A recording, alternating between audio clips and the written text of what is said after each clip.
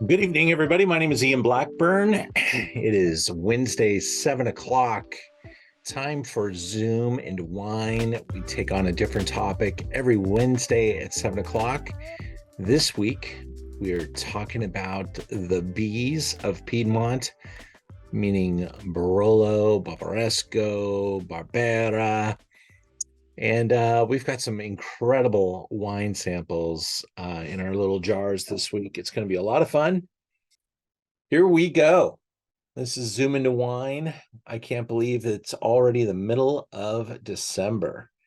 And every year we try to do something around Barolo. Some years we've included truffles. We really tried to do that this year.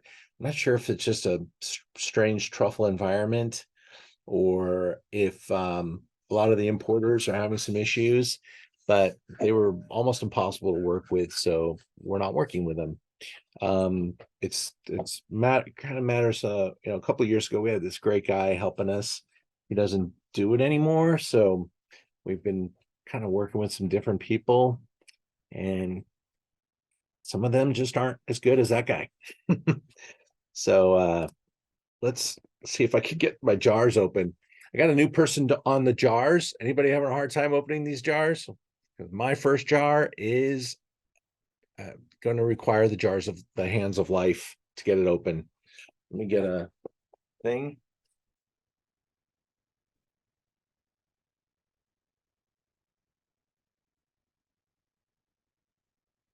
Oof. This little 5 cent thing, I think I got to get everybody one of them because wow, that's how we put them on. My first jar. Of course, I got a cast on my left arm, my left hand, so I'm a little limited, but um, that jar was on like that was ridiculous. I'm gonna have to work on that. Hopefully, your jars are not that hard to open.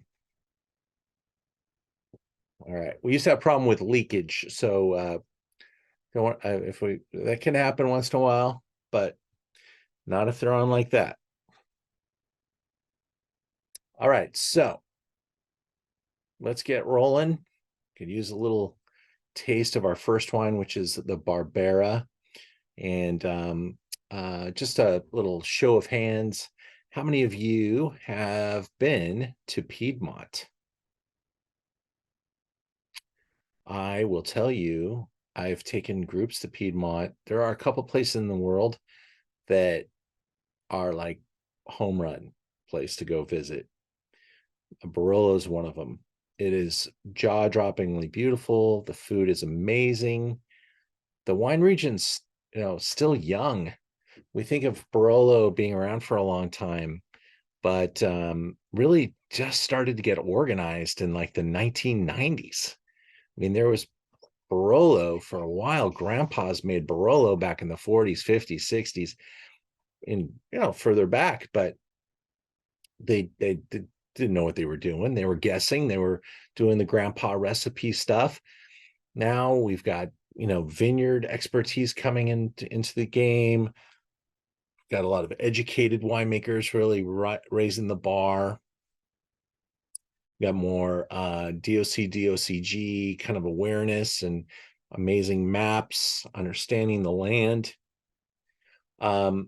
These wines have really started to come into their own, and so we decided recently to add a trip to Barolo in 24. We were talking about, let's go in 25, but we really love Barolo, and we have some friends that live there. They have a little daughter, and so we said, all right, we're going to try to make it work in 24. So we got a pretty ambitious travel calendar for 24. Check it out at learnaboutwine.com. Look at the travel trips. Burgundy and Bordeaux are our first trip. That's April and May, and those are coming online this week. We've got a little interest list growing there. We're talking about we've got Argentina almost sold out in October, and Barolo is going to happen in late November for our Thanksgiving time period. That's when we do that. We tell you to have Thanksgiving with your family, eat leftovers the next day, get on a plane on Saturday, meet me in Barolo on Sunday. and we're there for a week. And that's pretty much all you need. That the Barolo, the food, it's fantastic, but if you do it more than 7 days, you're gonna have some issues. So we keep it fun. We see some amazing producers, and we have an expert host. She works in Barolo, and she and her husband, they own the transportation company and everything. And we stay in this great little hotel. We can walk from the hotel to some great restaurants. We have plenty of downtime. It's relaxing, and it's a really, really great trip. So that's just kind of how I want to start tonight. With that in mind, we're going to go into our first wine and talk about the Barbera. Barbera is typically planted where Barolo doesn't thrive. This kind of got the Merlot complex. That means in Napa Valley, they plant Cabernet on all the best sites, and the terrible sites get the Merlot. And that's why Merlot isn't always thought of as at the highest level.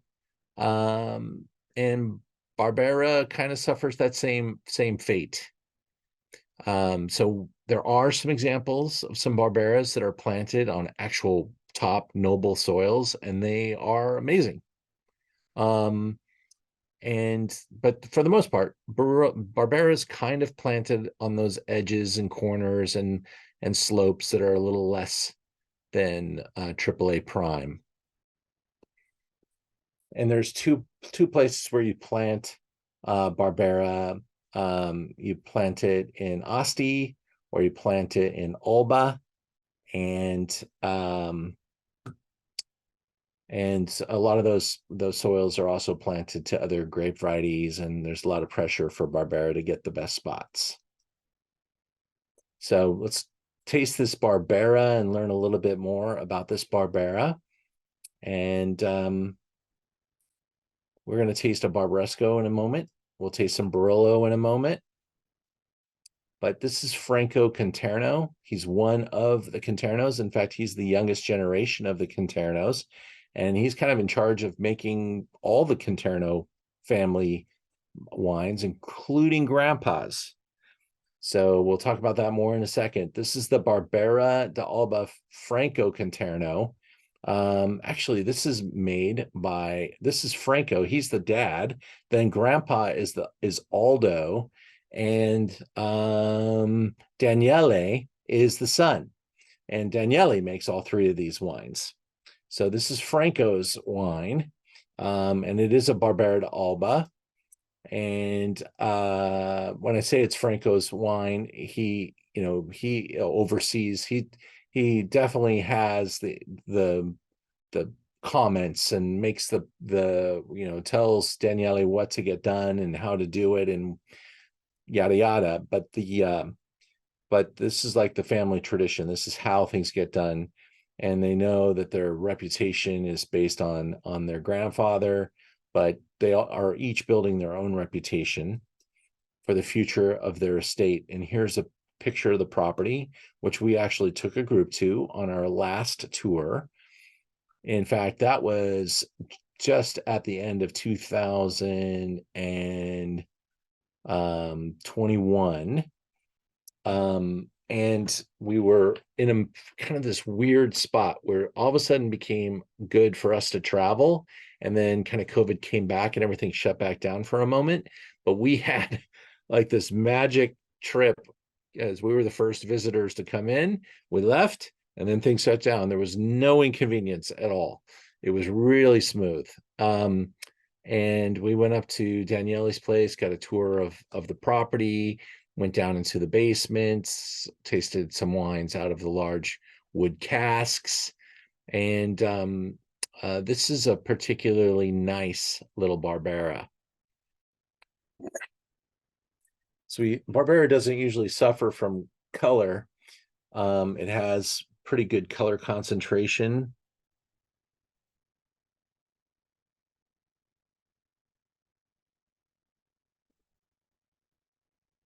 Here we are, I'm tasting 2019. So this wine's moving into its fourth vintage, fourth year. That tree right there was covered in fruit when we were at the winery. Here's some of the large wood that's down underneath that house in the basement and the kind of the stony underbelly. And here's a look at the bottle, price point, etc.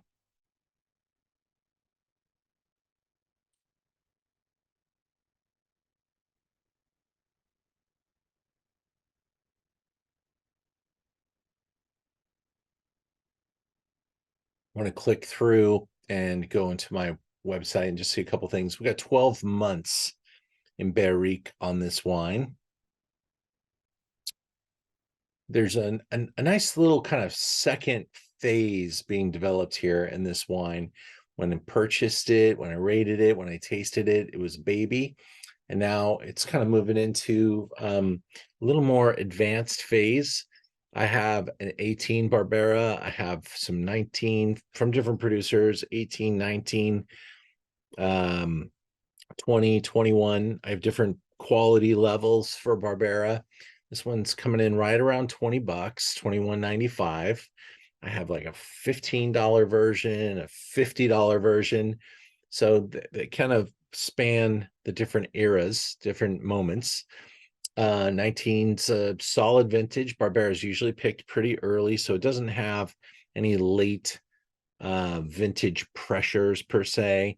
19's a very solid vintage in the region.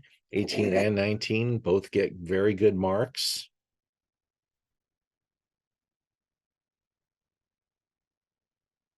This wine always reminds me of the food that you're going to be eating, whether it's in Italy or whether you're out to an Italian restaurant.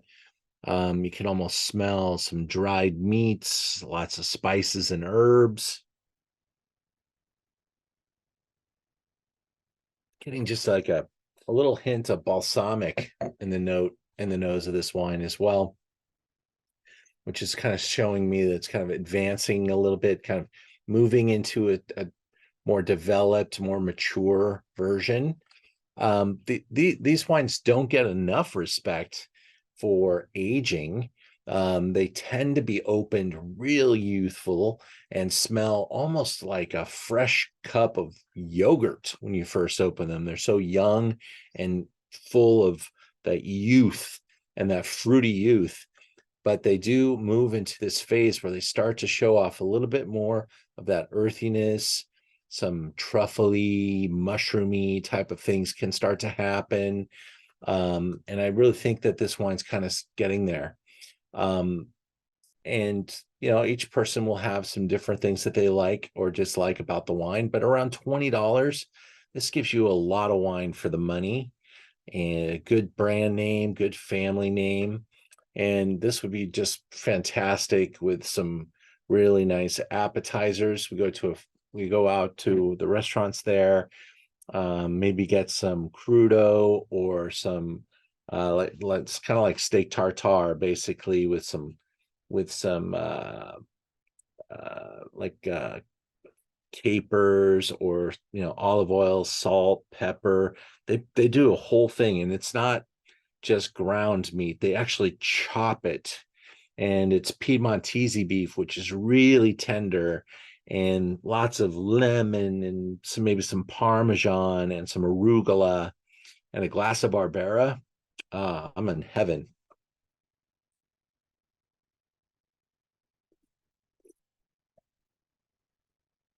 When we go in November, also, it is truffle season. When we went in 2021, there was nobody there, no tourists or anything. It was actually a pretty good truffle crop. And they literally just walked up to our table and put a basket of truffles on the table, said, have at it. So we truffled ourselves probably till we hurt ourselves.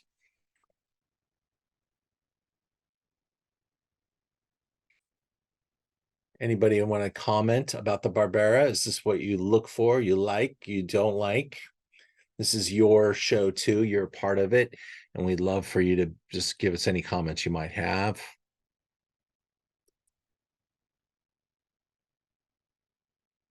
Gary, Kathy, I'm glad to see you guys are joining us. Dee, thanks for joining us. Mr. Morris, thank you so much. Reed, pleasure to have you here. Reed, where are you signing in from tonight? I'm actually coming in from Saginaw, Michigan. Far out. I think you're the first Michigonian. I've done these a few other times, but it's been a little while. All right. All right. Well, I'm glad you could do it with us. Thank you so much. They're always great. And commenting on this one, it's a beautiful wine for that, especially for that price. And I couldn't agree more that balsamic is there, and it's very nice. Cool. William, how's it going for you? You look like you're cold, William. Where are you sitting tonight? I got you on mute, I think. Just hit that little button.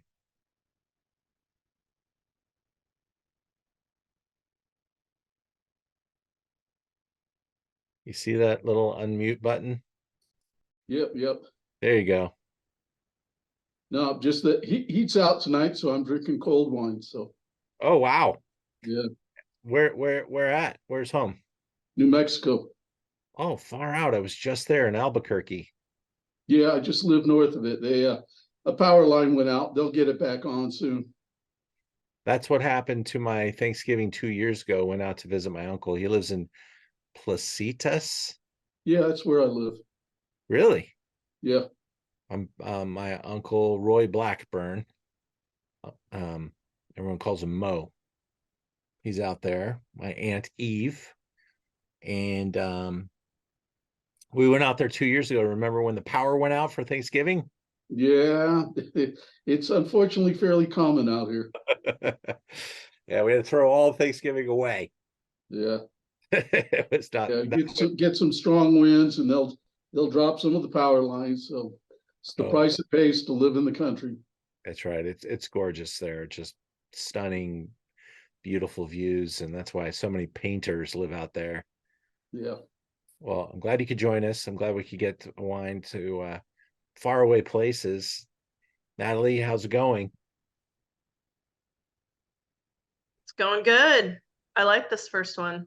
Nice. It's nice sipper. Yeah, I'm excited when I saw the revised Zoom for tonight, right? Because after you didn't do truffles, I like the 3Bs. Yeah, they get all confusing. Barolo, Barbaresco, so Barbera. I'm excited to learn the difference of all of them. In Piedmont, there's 3Bs. In Italian wine, the 3Bs, they usually referring to Brunello, Barolo, and Barbaresco. But in Piedmont, that I think Barbera is super important, and it's absolutely what you drink while you get ready for your Barolo moments. You don't want to go straight into a Barolo. That thing is just a massive beast, and so you kind of edge your way up, and you got a couple of great people that love wine out to dinner in Piedmont or at your home or something like that. This is a good stepping stone. Mm-hmm. Also, congratulations to your Dodgers for their acquisition this week. Yeah, I got to tell you that I think I'm sitting in east side of downtown LA. I think you heard me all the way across downtown LA when that went out loud. So I was pretty excited about that. Very, very good news for Dodger fans.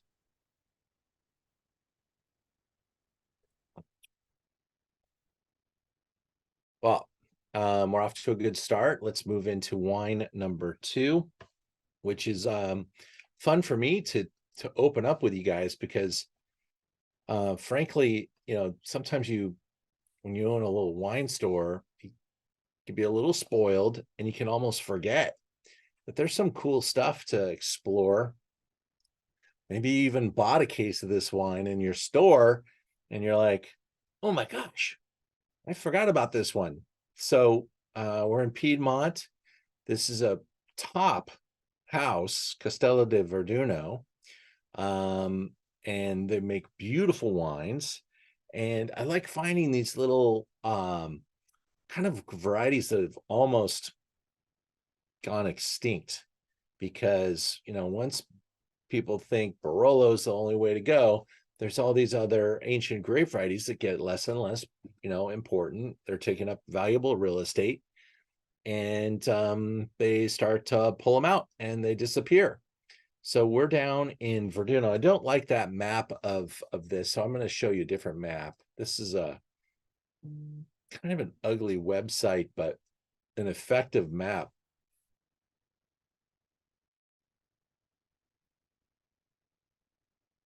So this is the Barolo area.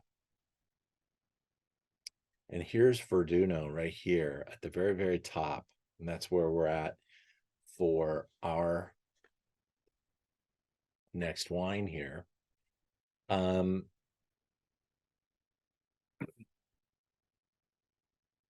This is a small family operation. And when you go to this area, you're going to find a lot of them. Most of them have been around for maybe a generation, maybe 3, 5. But there's not a lot of super old producers.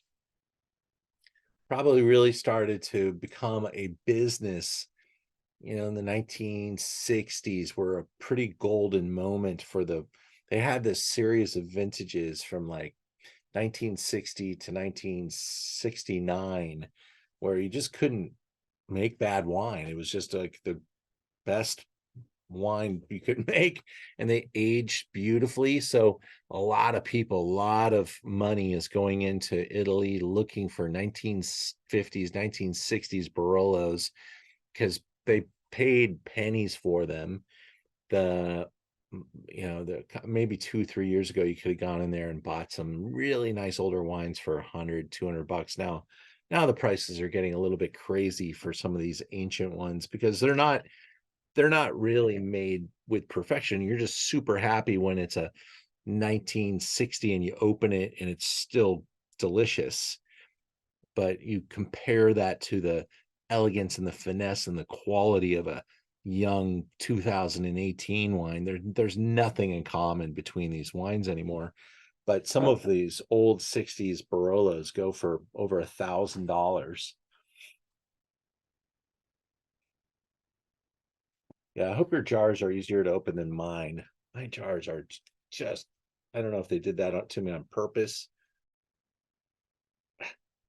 but I do only have one hand. Wasn't that hard last week? All right, so I'm pouring in number 2 here.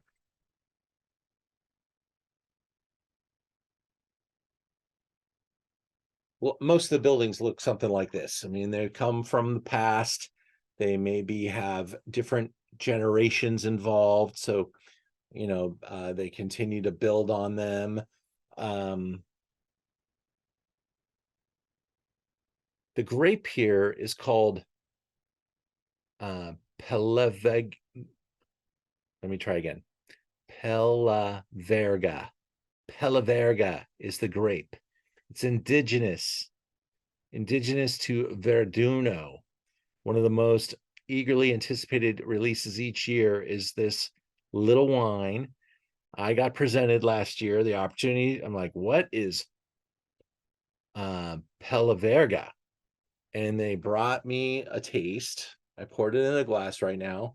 Swirl that around. It has got like a very, it's like an orange, red color, almost like a burnt, or let's see, like a blood orange. That's what it looks like. Blood orange in color.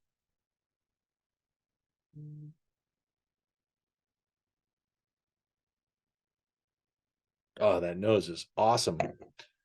Got, certainly cranberry. I was, I see that in the description, and it's right there.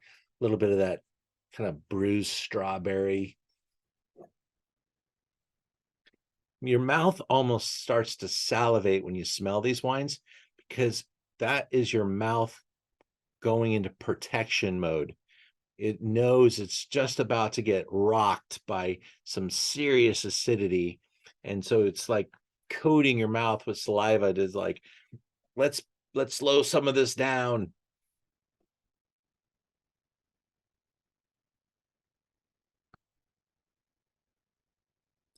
as you go into the old houses, they have these great old cellars. There's always like you know, a bottle like that in the corner with some mysterious little wine in it from something that maybe didn't finish fermentation. Maybe they're turning it into vinegar. Maybe they've got a little late harvest, something crazy going on there.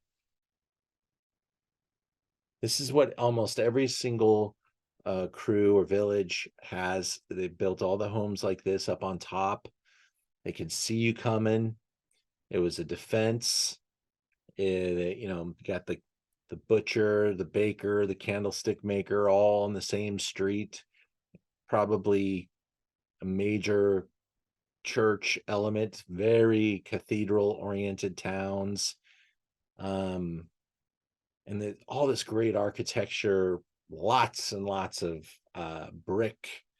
And you can almost, you know, understand why everything's made of brick, because these soils there are so rich in the different so, you know, soils are very rich and have all this character to them. So the bricks are probably made right there. And this is, you know, what we're growing the grapes on.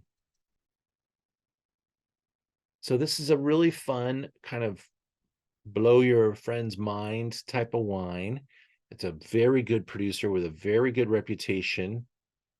And I was trying to play with the bees. You know, we have the Barbera, the Barolo, the Barbaresco. What about the Basadone? That's what this wine is called, though. That's not the name of the grape. 2021, $31.95. You know, in a great Italian restaurant, this is probably a $75 to $95 bottle of wine on the list. Are there any other well-known makers doing anything with this grape? Because I'd never heard of it before. Never heard of it before. I looked, did not see many. It's definitely a unique thing to Verduno, the village, and Verduno, the brand. So really, really special, kind of teeny. I love how lightly extracted the fruit is. You could have told me this is like a, you know, soft extracted Nebbiolo, but there just isn't that same tannic thrust. It's got this really pretty mouthfeel that's pretty tender, could almost act like a rosé, but it does have a little bit more significance to it. I think it'd be phenomenal with some like trout or salmon. One of the best meals there's probably been one of the best meals of my life every time I go to Piedmont. But there was this years ago, I went with this famous restaurateur, David Rossoff, and we sat in this restaurant in this little village. And this guy he had a Michelin star. This is way back when. And it was a lunch at a 1-star Michelin restaurant. And you could see all these Japanese students working in the kitchens. They love this. They want to work in a Michelin star restaurant. They're building up their resume, and we see all these Japanese. I'm very curious. I mean, how do you find Japanese students to work in Italy? But it was kind of like, you know, they're apprenticing under a Michelin star chef. And I'm looking down at my food and all this incredible detail with the vegetables straight out of the garden. And it's like a vegetable mixture melody with a poached egg, barely poached. And you just basically mix up the yolk as the sauce, and they come and just shave the truffle. And then there were these little what is it called? Zucchini blossoms. Oh my God, they were so magnificent, but they were tempura battered. And I thought, you know, maybe that's coming from, you know, some of that relationship with these Japanese culinary students that have been coming in. Tempura battered zucchini blossoms on this vegetable medley with and by the way, the egg yolks, the eggs are like that orange. Can you see that? They're almost red. The chickens there, and just magic. One of the best dishes I've ever had, and this would be magnificent with that. And it's a great option for you to think about, is using a egg yolk as the sauce in a dish. It's really, it can be a perfect way to get the texture. It clings to red wines like this. It really softens the tannins.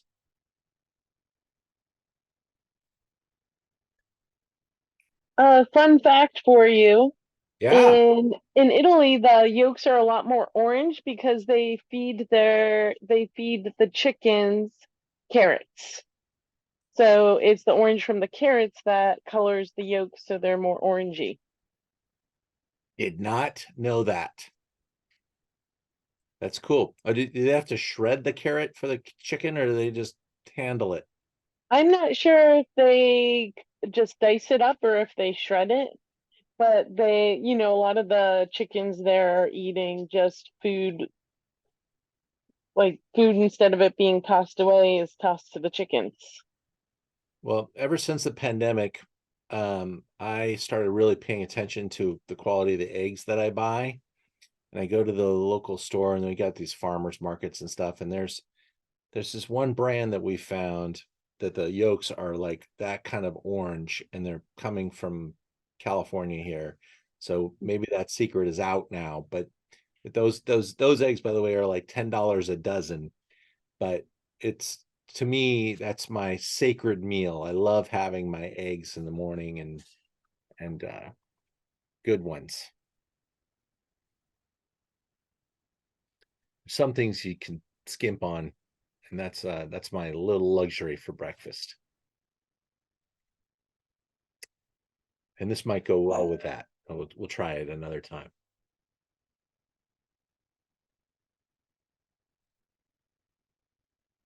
I liked it when I tasted it. I liked it when I opened it on Monday. I'm loving it tonight.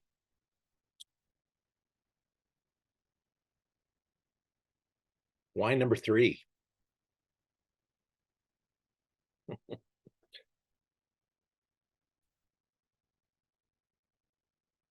That's probably my technique sucks. That's what it is.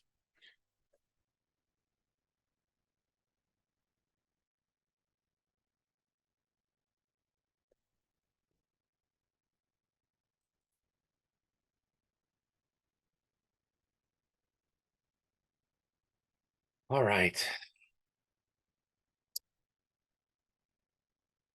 So December 13th, stock market went crazy today. Did you see that? Hopefully you're in the game, because it's a little late to try to enter now, but things have gone ballistic. 37,000. I think it's the all-time high, isn't it?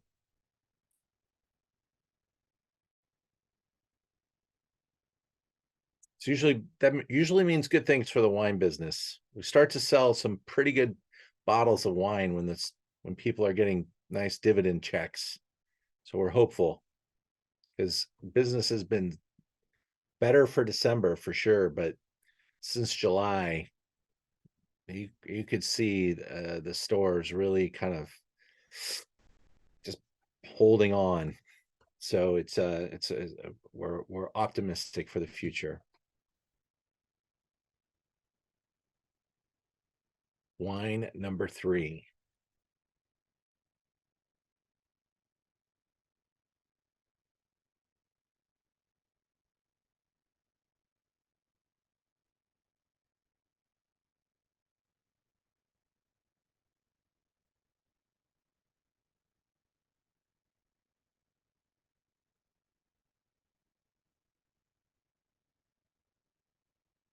Brand I've had a very long relationship with.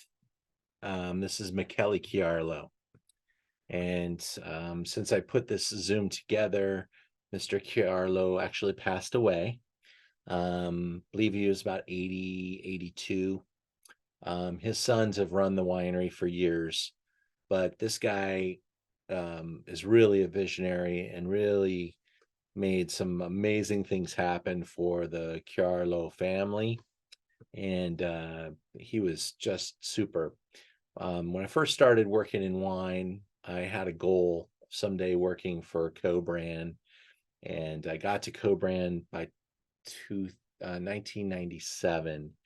I got to work for co-brand, and co-brand's the importer, and I worked for co-brand until 2005.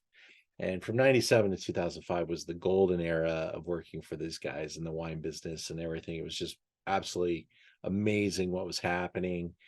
And we would go to we'd hit our numbers and we'd get a trip every once in a while or take a vacation. These guys would totally roll out the red carpet for us. And that was my first time ever going to Piedmont, was hanging out with Alberto Chiarlo, one of the two sons that run the winery. His brother is the winemaker. He's the marketing guy. And they own a lot of land in a lot of places. They're huge in Barbera, and they're also got holdings in Barbaresco and Barolo, and they've been acquiring, and they've done a really good job with their money management. And now they just even opened a Relais and Chateau on the property. They have a Michelin recommended restaurant and a beautiful tasting lab. They sell the wines of all the Barolo producers in this tasting room restaurant type of environment. So they're really, really on a roll. Tonight we're tasting a Barbaresco from them, which is just an incredible value too. They've always done a really good job of over-delivering price point. And this is a look at the property from the past. I just want to show you, this is the winery now. It's got vertical gardens growing on the walls, and here's a little look at the video of I think what's going on at the property.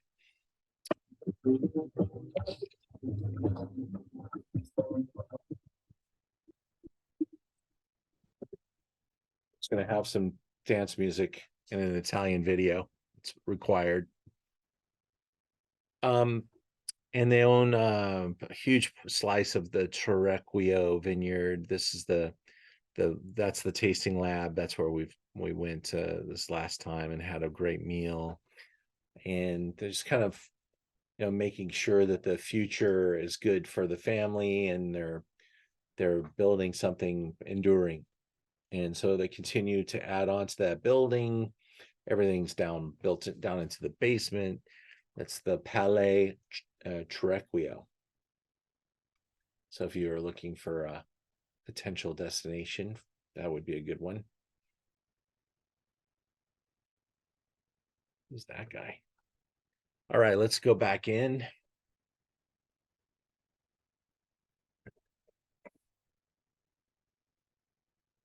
So about the wine. 92 points Wine Spectator. A rich, round red with mint, menthol, licorice aromas. Flavors framing a core of cherry and plum fruit. Shows ample tannins on the back end, but the ripe fruit returns in the end. Best from 2024 to 2038. That's another great thing about these wines. They age so slowly. That's Michele in the picture right there. And his two sons, that's Alberto and his brother. His brother's the winemaker and just a super affable gentleman. Michele did a good job raising the kids. They're really nice people. Here's a sky view shot, just spectacular land, and really everywhere you look, and there's something that's jaw-dropping in the area. The barrel room. This is Barbaresco that's priced like almost unfairly. I mean, it's just a few dollars more than some of their Barberas. really famous comedian went on Instagram and started to talk with a bottle of wine in his hand, and it was Barbaresco from Chiarlo, the Reyna, and one of my best customers called me and said, "Can you get me some of this?" I go, "I have it," and so I got it over to him, and that video has been pulling a lot of this wine through. So I bought a pretty healthy amount. I've probably sold half of it already. The price point, it makes it a very good value. You could look around and see that Barbaresco, you easily pay north of 80 to $200 for a Barbaresco from depending on the producer.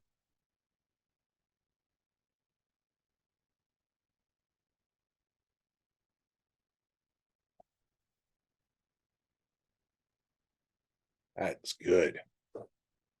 There's some really neat textural.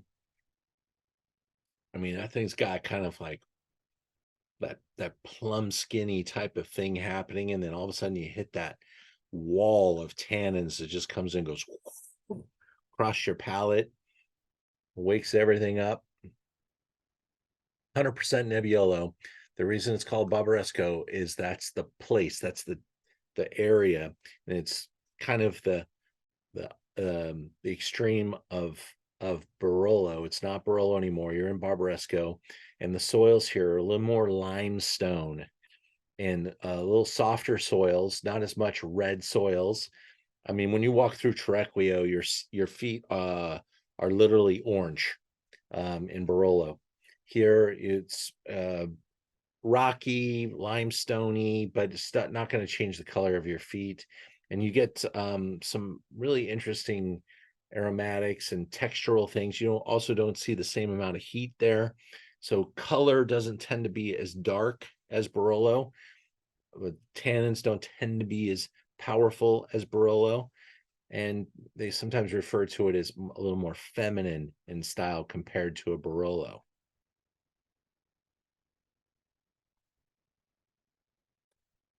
We always spend a little extra energy on our website detailing out, what they're talking about on their website, making sure you get all the information we can. Sometimes we also mess it up, but we try not to.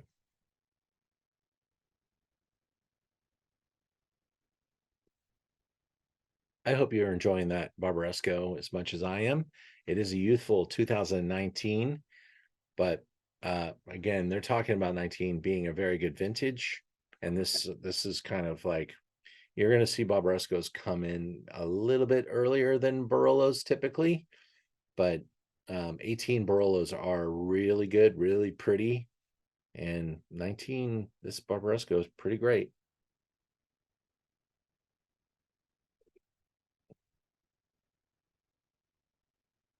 Mm.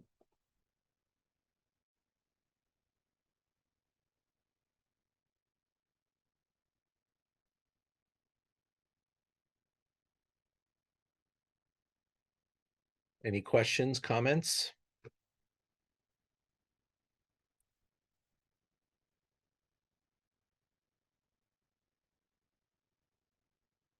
Let's move This on. was my favorite so far.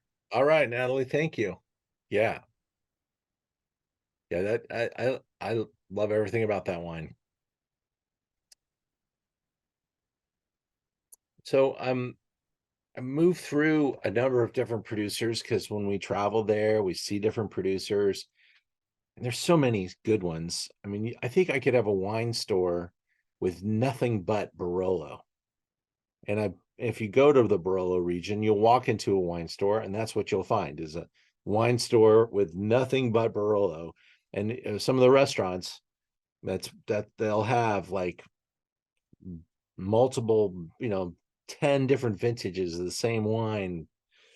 And it's a Barolo wine list. This is a great producer. I've been to this producer as well. We are in Barolo, in the commune of Barolo in Barolo. Again, 1950s, 1960s. A lot of people had business prior to the 1950s or 60s, but it was really when this industry kind of started to take hold. Before that, they might have been making wine or maybe selling wine, or, to some sort of negotiant, maybe bottling Barolo for Macy's department store. Honestly, that's how a lot of it was coming to America up until World War II anyway. Kind of like after World War II, that's when brands started to matter. Prior to World War II, as long as Macy's put their name on it, that's all that mattered. So the branding thing kind of really started to take hold a little later moment, and it's still kind of taking hold. And you could see that those distant Alps, kind of blocking some of the weather, keeping things cooler. You got the Mediterranean Ocean down below and the Alps to the north. And this is just really special ground. Everywhere you look, there's some magnificent architecture, and it's just so pristine and well taken care of.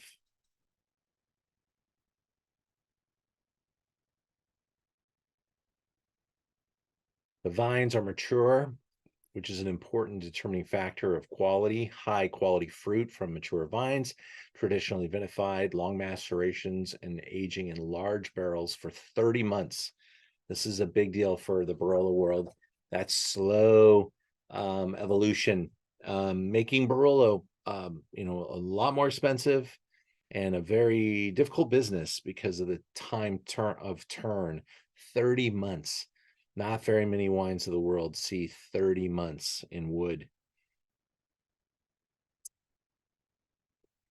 92 points. Falstaff, brilliant ruby with garnet edge. Filigree. I don't know how you smell filigree. What is that? What does filigree smell like? Somebody know? Because I think of filigree as like in like decoration. With aromas of small wild berries, licorice, some cinnamon, and a slightly buttery note that develops in the glass. Soft and round on the entry, followed by tight, firm tannins and precise fruit.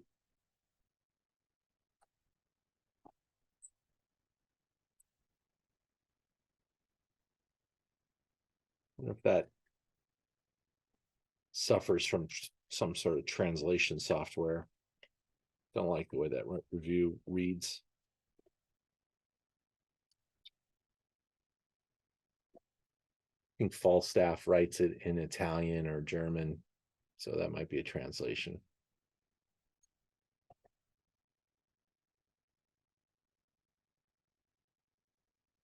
This is what I'm accustomed to seeing, these really kind of like dark old concrete cellars with these massive wood barrels that are probably 50 plus years old anyway.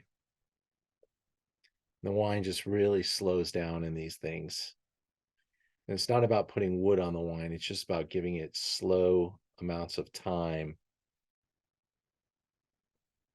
The vineyards, this is very common. You're going to use different types of vegetation in between the rows, not only help with erosion, but also to help keep the soils alive. You bring in some goats, some sheep to help graze and pull back some of that vegetation when it's needed. This is just a classic 2018. This is a really good benchmark producer. And 18 is a great, really good, solid. It's not like the exciting 15 or 16 vintages, which were hyper ripe. This is super traditional vintage from a super traditional producer. I would agree with you. It's probably I filigree on the nose. I bet you they mean delicate on the nose. Thank you.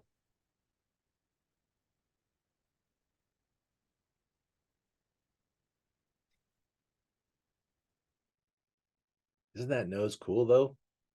That's the smell of filigree. Ah, don't even need to drink it. Just smell that. It makes you hungry.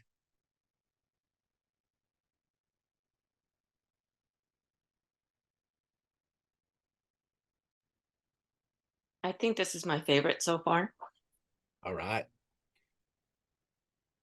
With no food, with the tannins and all that. Yeah, tannins are going to start taking over. My first trip to Barolo, we hit, I don't know, 2 or 3 producers, and I was with a rock star, legendary restaurateur. So everywhere we went, they rolled out the red carpet, and they just kept opening up older and older wines. And we went to some houses that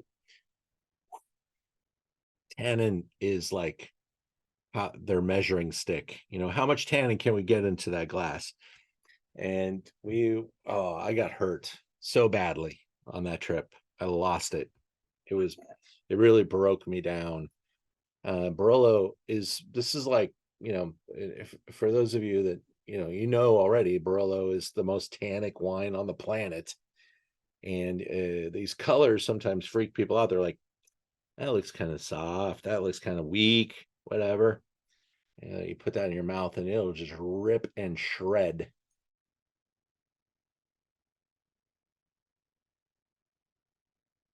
How would you expect the flavor and the aroma of this one to change over a period of time? Well, I do think it'll take its time in changing because it's already in year 5. So I think it's kind of in this very slow progression. I think it's really balanced in the way that, the Barolo is supposed to present itself. And that's what I like about 18. It's 17 vintage. There were some kind of crazy ripe things happening in the back that were kind of fun and kind of cool and exciting, but they weren't classic. Everything about this one is classic. You can describe it with the tar and the roses, that kind of floral character, and then also this powerful, earthy, rocky minerality.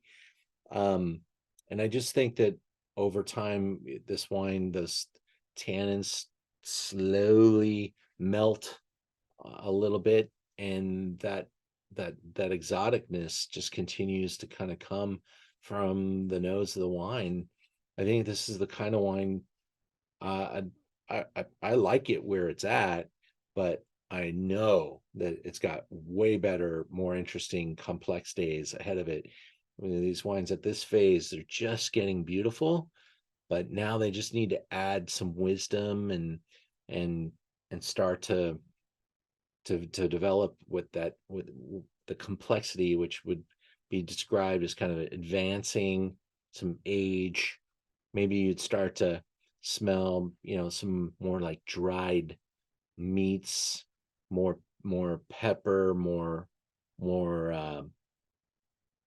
kind of earthy, leafy type of stuff starting to happen as its age, as a sign of its age, not from the varietal, just the way the aging would kind of take it. And I think the color stays probably very true for a very long time, right where it's at. You don't usually see much more advancement in the color of this wine. It's not a deeply colored wine in the first place, and maybe it actually just continues to get darker. It might just work in that direction too. Now, this being an 18, is this their current release, or have you been holding this for a while? I didn't buy it that long ago, but I wouldn't be surprised if 18s are ending and 19s are coming. But I might be able to get some more 18.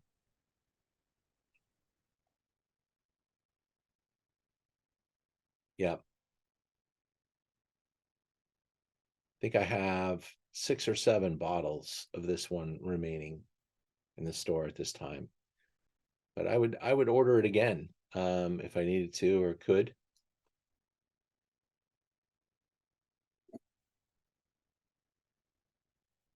Beautiful. So back on that first ever trip to Barolo, I got to hang out with Chiara Boschis, and she is a spectacular lady. Her family, her brother, they all work in wine, the vineyards, the wineries. She has her own brand, also Barolo designated. I'm sure she makes a couple of other little wines. A lot of them are experimenting with some different indigenous white varietals. Of course, there's Barberas. I don't remember seeing a Barbera from her. I don't think she's taken that on, but she makes a couple different vineyard designations of Barolo. And tonight we're trying the Via Nuova is the name of this one.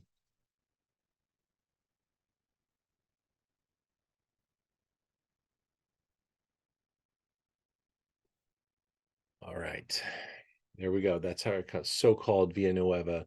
This is where Via Monforte and the Via Vittorio Veneto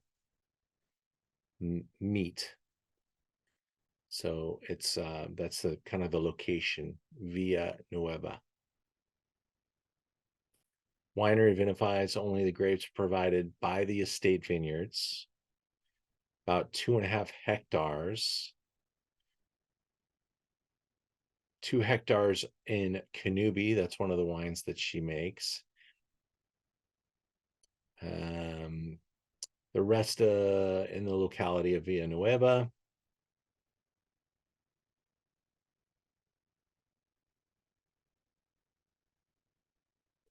As a top producer, Chiara Boschis is always seeking to produce the highest quality and innovative wines that are elegantly balanced wines, along with traditional structure and austerity. To further this effort, she starts to vinify separately with vineyards Cannubi and Nueva to the best show their individual characteristics. So she keeps them very separately, separate, Cannubi and Villanueva. And I don't mean to interrupt, but I'm a little confused. This one, is this wine number 6 or wine number 5? yeah, it's number 5. I moved it to 5. Okay, I'm sorry. Next. After opening the bottles, I just felt like it was a more logical progression to stay in the 18s and then go to the 15 vintage. All right, so this was the one that was in the number 5 vial. Yes, sir. Thank you. Sorry about that. No problem. Sorry I didn't explain that earlier. So I do think I showed pictures differently. Yes. Yeah. When I first put the picture together, it's me guessing. And then when I open the bottles, I kind of sometimes forces me to change things up a little bit.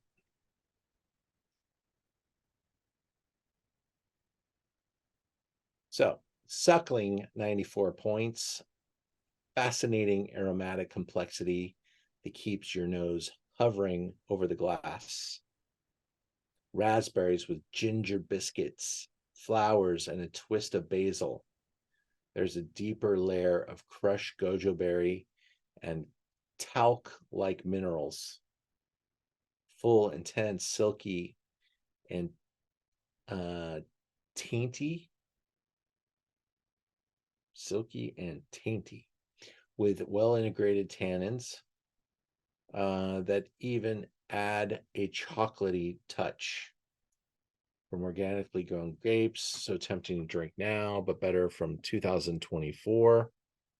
Let's taste it.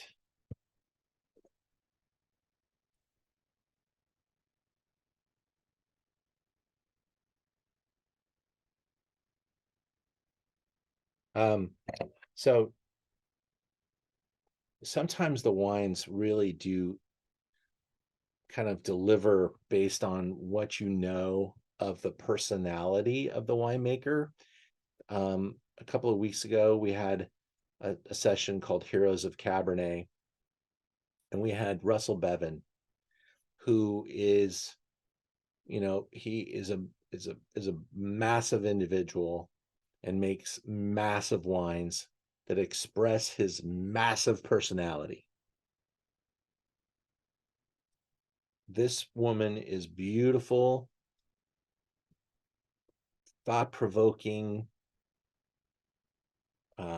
extremely feminine, but very hands-on, and probably, could have worked in fashion or, done anything else, but wears rubber boots and rubber gloves and does all kinds of stuff to, keep on top of her wine. Very natural, and all of her personality kind of is showing in this glass. There's just always this, and plus the fact that she's working with extremely nice vineyards, and she's a small producer, so she wants to make a small amount of really good stuff. Extremes, steep hills, there's no such thing as a flat Barolo vineyard. These are all on these really steep slopes, and they tend to be pretty like jaw-droppingly, dramatically like large, not large producers, but a vineyard, when you look at it, it's in the size, you're just like, wow, look at that.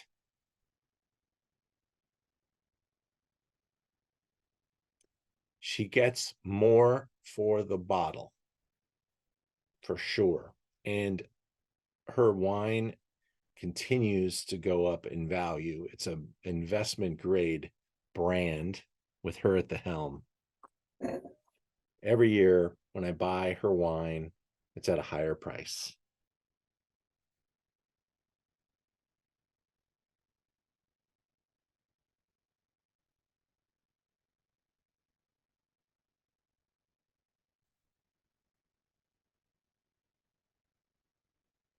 Both 4 and 5 were from top producers, showing you 2 really good examples of 2018. Stylistically, you can almost see the common threads between the wines. Very 2018, very classic, long aging, not overripe and bruising, but balanced, really good vintages.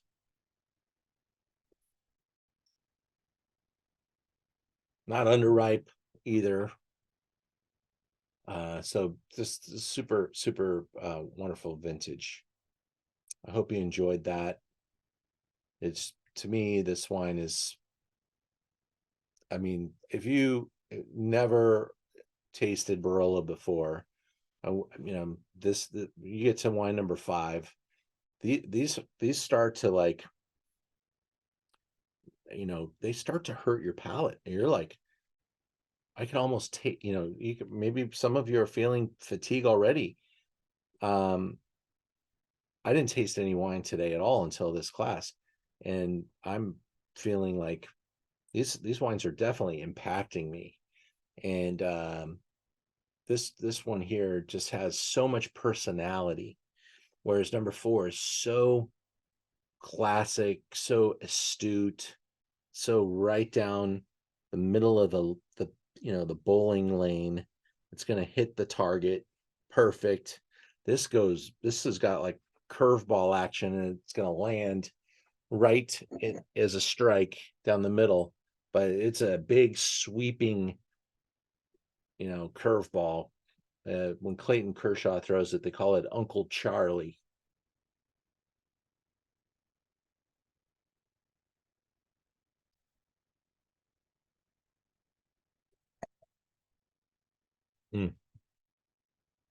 That's pretty crazy. Anyone else want to say anything? Questions, comments? How's everyone feeling? Holding up? Ready for number 6?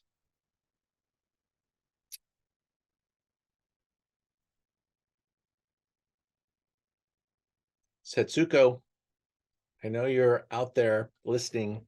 I'm coming back to Japan at the end of February. I got to meet Setsuko when I went to Japan last year. I had such a good visit. I just could not think of going anywhere else in February. So we're going to make that. And I got to take a vacation where it's not a wine trip. Because I take some groups and stuff. It's always work. This allows me to really decompress. And I'm really hoping that dollar's holding up versus the Japanese currency. I think it's gotten a lot softer, but it was like at the absolute best spot last February.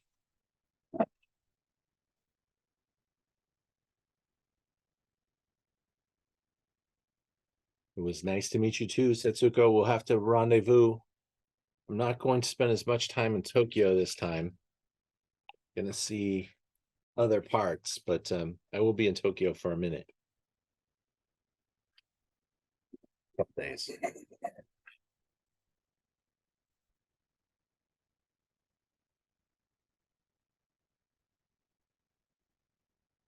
All right, here we go.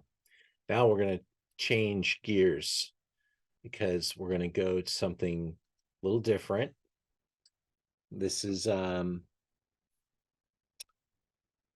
from Borgogno, from Fratelli Serio and Battista Borgogno. This is a single vineyard called Cannubi. It's from 2015.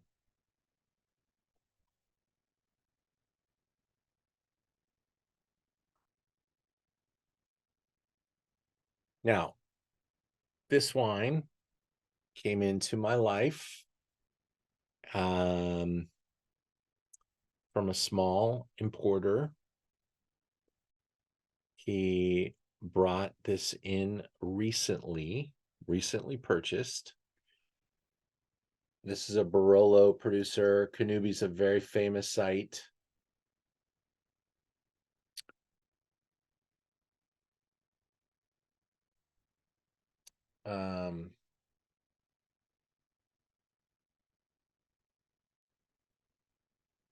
Cannubi is probably one of the most complex and fascinating areas, area cruise in Barolo.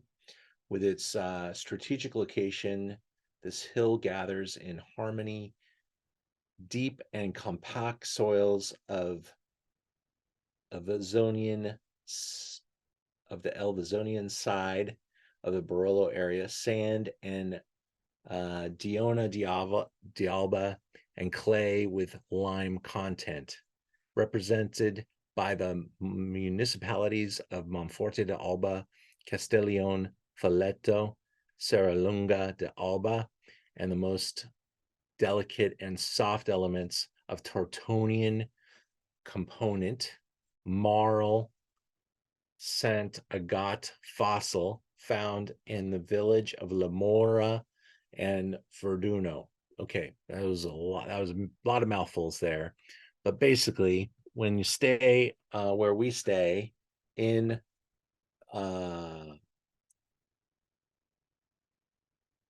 Lamora, you exit the town and you walk right down this road, and you're looking at this magnificent vineyard site, this slope. And every morning I go for a walk or a run, depending if it snowed or whatever. And there's a bakery right at the top of this road. And this entire valley smells like baked bread at 7 a.m. as we're going for a run.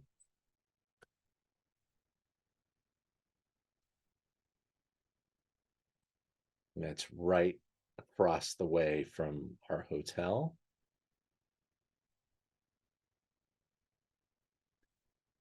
Camphor, rose, and crushed mint aromas mingle with star anise.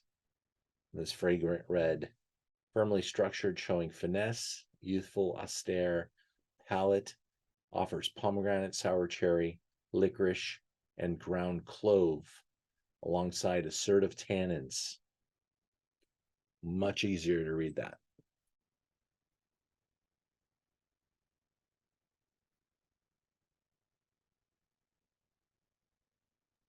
I don't find this aroma to be filigree at all.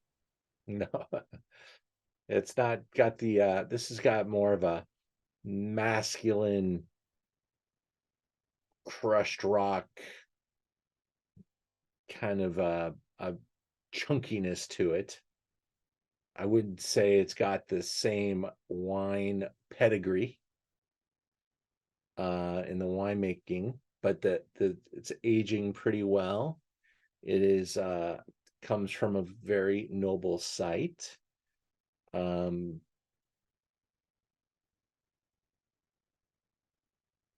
smells like a great glass of Barolo. You might find, here's a look at the facility. Beautiful barrels, beautiful old building.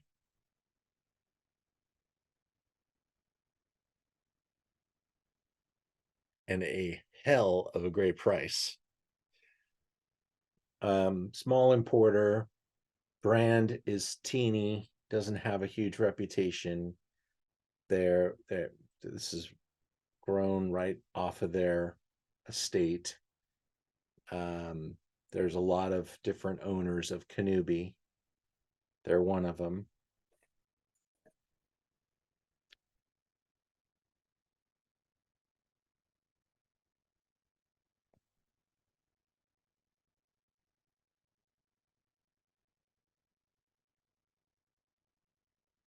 Seven, 8 years old. I think that score is pretty generous for this wine.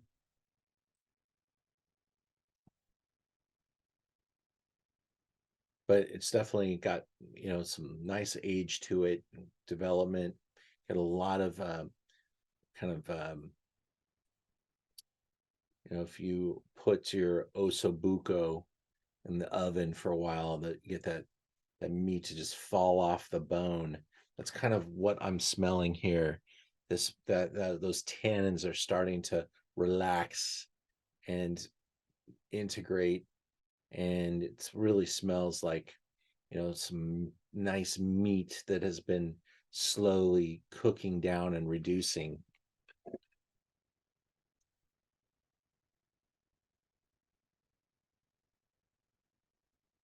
There's a lot of umami and soy sauce. Am I the only one getting soy sauce? Well, I think that's a fantastic call here. Very umami, very good call. And maybe too much umami. Maybe a little too much pressing the button to keep that extraction going. The fruit isn't as you know, there's some wonderful lifted fruit in the prior examples. This is really more of a story of the time in the wood and the age of the wine and the nobility of the vineyard, but doesn't quite have the craftsmanship. But again, this is a wine that I tasted and considered the price and said, you know, this is a good value. A lot of people want to drink something now as well, and finding a 2015, which is a good vintage, finding a good 2015 for a good price is a little difficult. Well, we tasted some big wines. I hope you are able to enjoy them to their fullest. All right. Well, I hope to see you again soon. Again, enjoy the holiday season and be safe, everybody. Go Dodgers!